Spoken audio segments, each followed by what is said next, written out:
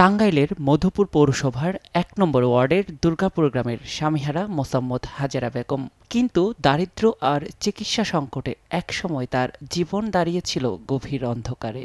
পায়ে হয়েছিল ঘা, দীর্ঘদিন ধরে চিকিৎসা করতে না পারায় তা জটিল আকার ধারণ করে। অবশেষে স্থানীয় হাসপাতাল ও প্রাইভেট ক্লিনিকে নেওয়া হলে চিকিৎসকরা জানিয়ে দেন পা কেটে ফেলতে হবে।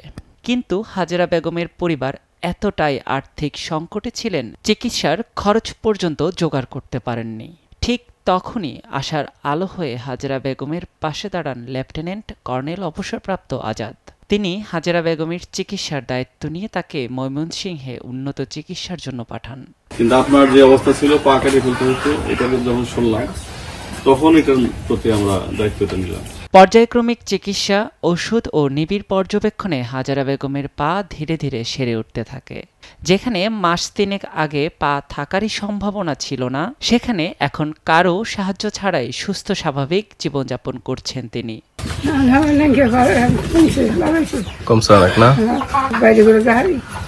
হাজেরা বেগমের গল্প শুধু একটি চিকিৎসার সাফল্য নয়, এটি মানবতার জয়গান। আজাদের মতো মানুষরাই প্রমাণ করেন সাহায্যের হাত বাড়ালেই অসম্ভবকে সম্ভব করা যায়। আপনার যে পায়ের যে সমস্যা ছিল, এটা চিকিৎসা তো মোটামুটি নেওয়া হয়েছে আপনার দায়িত্বটা, তাতে এখন আপনার কি আপনার মানে কেমন লাগতেছে? একটু আরাম। তখন তো বিছানায় শুয়েছিলেন, একটু বসতে পারতেছেন অ্যাটলিস্ট। জনগণের পাশে থেকে নীরবে কাজ করাই যেন তার অভ্যাস।